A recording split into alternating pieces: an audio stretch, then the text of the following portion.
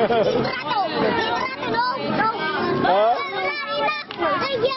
What? Hello?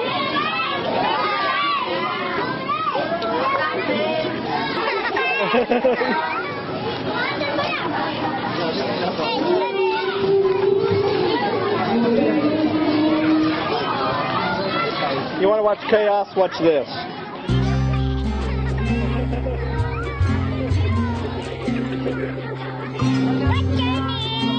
My name is Paul. What is your name? Jamie. Hi, Jamie.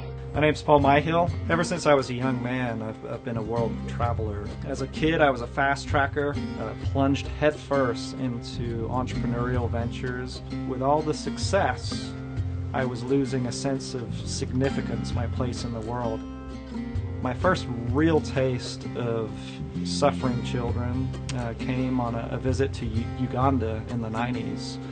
A little girl named Peace, 2 years old, as fragile as balsa wood, was suffering from malaria, had lost her parents to AIDS. My wife and I took turns holding this little girl, wiping her brow, only to learn a couple of weeks later after returning to the United States that she didn't make it. And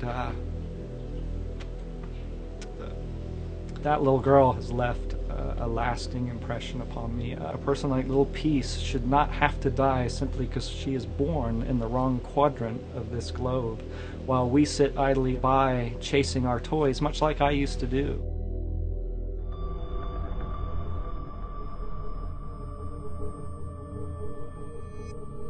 There's a fair amount of places around the world where we put ourselves in a fair amount of risk. But our compassion for the children and asking the question, well, if not me, who? Who is going to stand in the gap and reach out to be an aid for these children? We're in Chisinau, Moldova right now, the 10th poorest nation in the world and certainly the most impoverished nation in all of Europe. Most people in the United States have never even heard of it. Moldova, known as the trafficking hub of this part of the world, population of a little over 4 million, and by some statistics, 400,000 of its people have been trafficked out.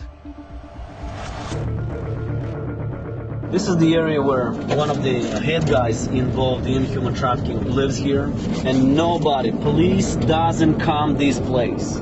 Okay. Just be careful. Cameras are on both sides of the house, and they see us. Be careful. Those guys are watching. It's a very known criminal area. If you come with a car and you're trying to run away from here, this is the only way. No way to get out of here. If you know so much, these guys would love, or they want to kill you. Yeah. Because you know the names, you know a lot of stuff. That's why I call these girls that are really released from human trafficking. They are like submarines. They go deep and they don't say anybody anything if they want to stay alive. Those guys are living close to this railroad and are having girls transported from this area. Connects Moldova to Romania, to Ukraine, and to the port in Ukraine on Odessa.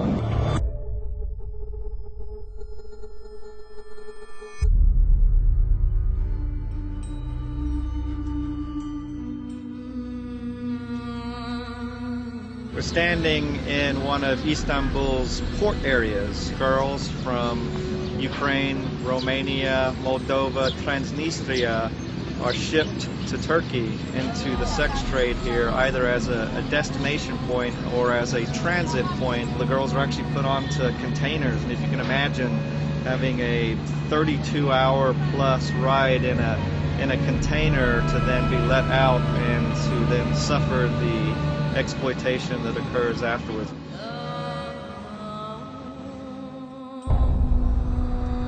The Turkish mafia basically rented a whole hotel, took these girls to this hotel, impregnated them, and the babies were then taken to have their organs harvested. Can you imagine the depth of depravity that it takes to take a poor child in an orphanage who's already lost their parents or already been abandoned, to then take them to a place of being raped, to then see that same child bear a child and maybe finally feeling like, gosh, I've accomplished something.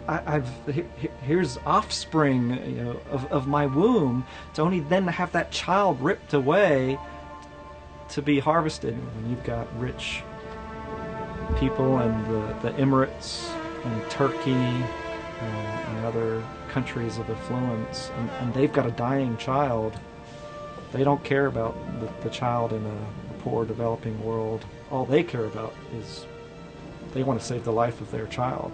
They don't care how that heart, how that liver, how that kidney comes. All they care about is their child. And there's men who are willing to facilitate that. It's warped.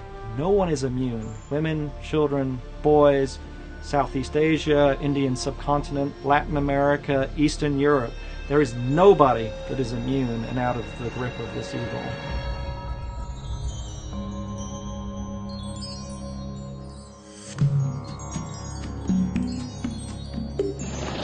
So we're in Pattaya, Thailand, an area known for the sex tourism industry.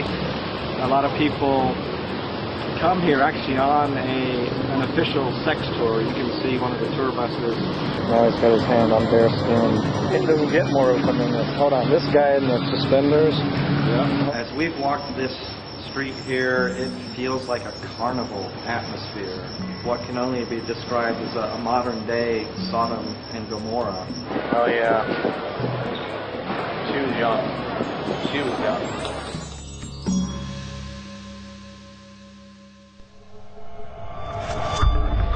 It's 5 a.m. in Patpong, one of Bangkok's prostitution districts. This bar beside me here has a rather offensive name, but the truth is that everything that goes on this street and many like it in Bangkok is truly offensive. There's 50 girls at 6 in the morning? Yes, sir. But now happy hour. Happy hour, the first room. No photo, no photo. Well, don't have the door open then.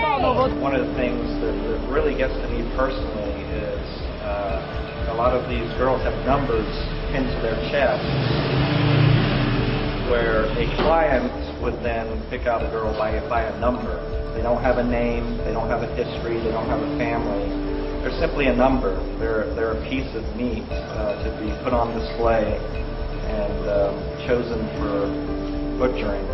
It's a little after 7 in the morning, and the girls are still working out on the streets. It's a little early to be working this morning, isn't it? Yeah, because in the night time police is catching. In the nighttime, the police are snatching the girls? Touching. Oh, touching. They abuse the girls. So you like to work the daytime to avoid the police?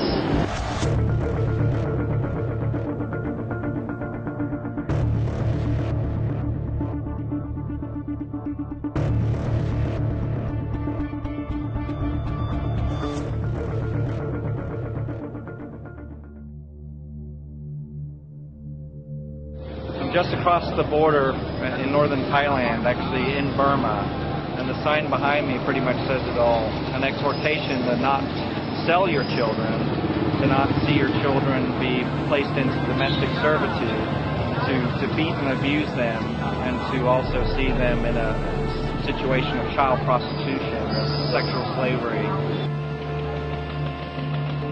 Imagine being sold into slavery for $10.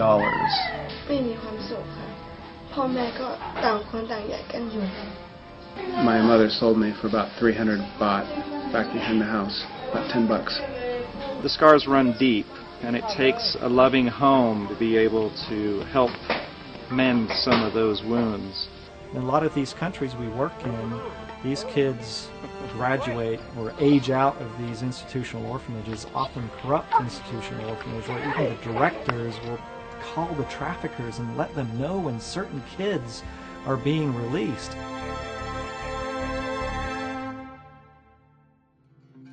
I'm now involved in a campaign, Traffic Jam. They're seeking to unite musicians and their fans to jam up child trafficking around the world while also jamming to make a difference.